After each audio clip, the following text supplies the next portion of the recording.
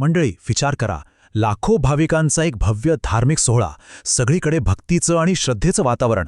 पण अचानक या सगळ्याच्या मागे एका कोट्यवधी रुपयांच्या घोटाळ्याची चर्चा सुरू होते. धक्कादायक आहे ना? आजच्या या विश्लेषणात आपण लातूरच्या वारकरी संप्रदायाला हादरवून सोडणाऱ्या एका अशाच प्रकरणाची माहिती घेणार आहोत, जिथे पैशांसोबतच लोकांच्या अपाट श्रद्धेला तडा गेल्याचा आरोप होतोय. आणि कहर म्हणजे या संपूर्ण भव्य सोहळ्याचे मुख्य आयोजकच बेपत्ता आहेत.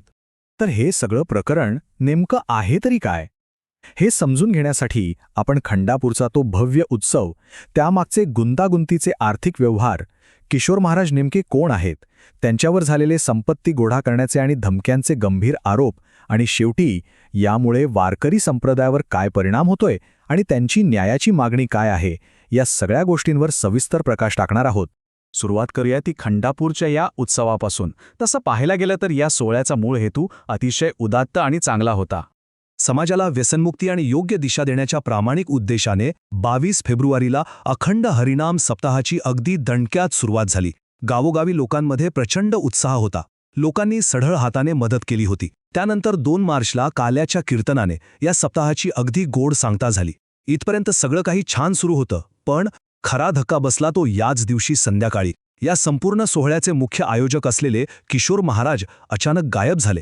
आणि आज परिस्थिती अशी आहे की 2 महिने उलटून गेलेत तरी त्यांचा कोणाशीही काहीही संपर्क झालेला नाही. आता साहजिकच प्रश्न पडतो की अचानक गायब होण्यासारखं असं काय घडलं? तर त्याचं उत्तर दडलंय ते या सोहळ्याच्या आर्थिक गणितांमध्ये. वारकरी आणि भाविकांनी जे आरोप केले आहेत त्याकडे जरा लक्ष देऊया. त्यांच्या दाव्यानुसार या सप्ताहासाठी संपूर्ण जिल्हाभरातून लोकांकडून देणग्या गोळा झाल्या. ही रक्कम काही छोटी नव्हती. ती जवळपास 5.25 ते 5.5 कोटी रुपयांच्या घरात होती. बरं, आता या भव्य उत्सवावर प्रत्यक्ष खर्च किती झाला असावा? तर तो अंदाजे 2.25 ते 2.5 कोटी रुपयांत होता. आता साधे गणिताचे आकडे जरी मांडले तरी लक्षात येतंय की मध्ये तब्बल 3 ते 3.5 कोटी रुपयांचा मोठा फरक आहे. हा एवढा मोठा निधी नेमका गेला कुठे? याच बेपत्ता निधीवरून सध्या सगळा वाद उभा राहिलाय. विचार करा, 3.5 कोटी रुपये ही काही साधी रक्कम नाहीये. वारकऱ्यांचा थेट आरोप आहे की या पैशांचा अपहार झालाय. आणि परिस्थितीचं गांभीर्य पहा, या पैशांचा हिशोब मागण्यासाठी चक्क जगद्गुरू तुकाराम महाराजांचे वंशज स्वतः देहू आणि आळंदीवरून लातूरला आले होते. ज्या मोठ्या महाराजांचा तारखा 2-2 वर्ष मिळत नाहीत, त्यांनी आपले महत्त्वाचे कार्यक्रम रद्द केले आणि या हिशोबाच्या बैठकीला ते हजर राहिले. पण आश्चर्य म्हणजे ज्यांच्याकडे या सगळ्याचा हिशोब आहे ते किशोर महाराज या बैठकीला फिरकलेच नाहीत. मग आता सर्वांना पडलेला सर्वात मोठा प्रश्न म्हणजे, हे किशोर महाराज नेमके आहेत तरी कोण? आणि त्यांच्यावर लोकांनी एवढा मोठा विश्वास का ठेवला होता? लातूर जिल्ह्यातल्या शिवणीचे हे महाराज. सुरुवातीला समाजाचा त्यांच्यावर प्रचंड विश्वास होता. असं सांगितलं जातं की भूतकाळात या महाराजांनी असा दावा केला होता की त्यांनी सप्ताहाची पत्रकं छापण्यासाठी चक्क स्वतःच्या पत्नीचे दागिने मोडले होते आणि ते कधीही कीर्तनाचे पैसे घेत नसत. या साधेपणामुळेच लोक भारावून गेले. पण आत्ता मात्र चित्र पूर्णपणे उलट झालंय. आज त्यांच्यावर हेच कोट्यवधी रुपये घेऊन फरार झाल्याचे आणि अचानक अफाट संपत्ती गोळा केल्याचे अत्यंत गंभीर आरोप होत आहेत. हा विरोधाभास खरंच खूप मोठा आणि विचार करायला लावणारा आहे. भाविकांचं त्यांच्यावर किती आंधळा विश्वास होता, याचा एक किस्सा ऐकल्यावर तुम्हालाही धक्का बसेल. एका वारकऱ्यानं श्रद्धेपोटी त्यांना केवळ एक महागडी 4चाकी गाडीच भेट दिली नाही, तर त्या गाडीत फिरण्यासाठी चक्क 1 लाख रुपयांचं डिझेलसुद्धा भरून दिलं होतं. विचार करा, एवढी प्रचंड श्रद्धा आणि विश्वास लोकांनी त्यांच्यावर दाखवला होता, आणि आता त्याच विश्वासाचा असा चुराडा झाल्याचा दावा केला जातोय. पण ही गोष्ट फक्त बेपत्ता होण्यापुरती किंवा पैशांपुरती मर्यादित राहिलेली नाही. कार्यक्रमानंतरच्या या 2 महिन्यात जे काही घडलंय ते आणखीनच धक्कादायक आहे. वारकऱ्यांनी आता एक नवीनच आणि खळबळजनक दावा केलाय. त्यांच्या म्हणण्यानुसार एवढा मोठा सप्ताह संपल्यानंतर अवघ्या 15 दिवसांच्या आतच किशोर महाराजांनी चक्क 1,40,00,000 रुपयांचं एक आलिशान घर विकत घेतलंय.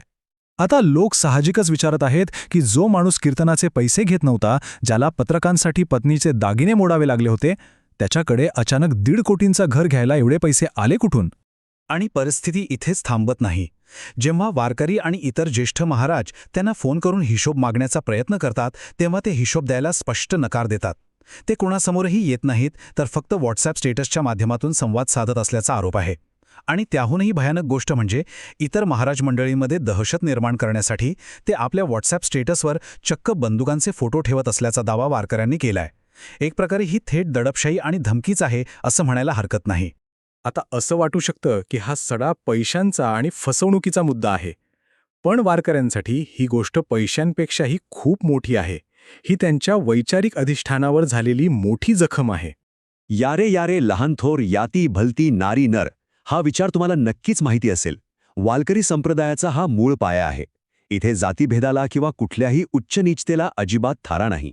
सर्वसामान्यांना सोबत घेऊन चालणारी ही एक अत्यंत सहिष्णू आणि समतेची परंपरा आहे.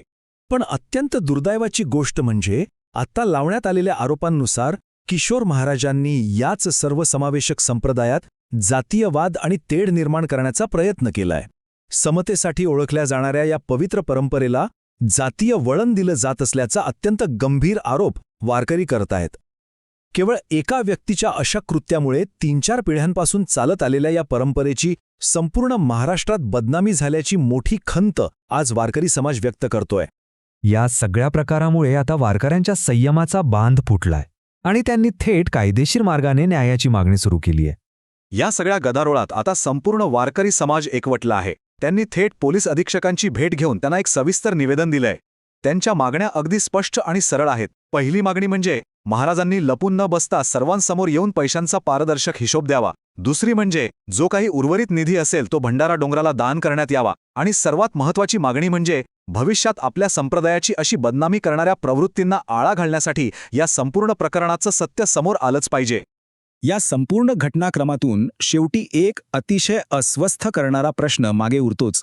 उद्या कदाचित पोलीस तपासातून सत्य समोर येईलही, पण ज्या सामान्य भक्तांनी आपल्या कष्टाचा पैसा केवळ श्रद्धेपोटी दान केला, ते हरवलेले कोट्यावधी रुपये खरोखरच परत मिळतील का? आणि त्याहूनही मोठा प्रश्न हा आहे की एका व्यक्तीच्या या कथित विश्वासघातामुळं शेकडो वर्षांची परंपरा असलेल्या आणि समाजाला समतेचा संदेश देणाऱ्या वारकरी संप्रदायातील त्या अटूट विश्वासाला कायमचा तडा जाईल का? याचं उत्तर फक्त आणि फक्त येणारा काळच देऊ शकेल. आजच्या या विश्लेषणात आपण इथेच थांबूया. या प्रकरणातील पुढील घडामोडींवर लक्ष ठेवणं नक्कीच महत्त्वाचं ठरेल.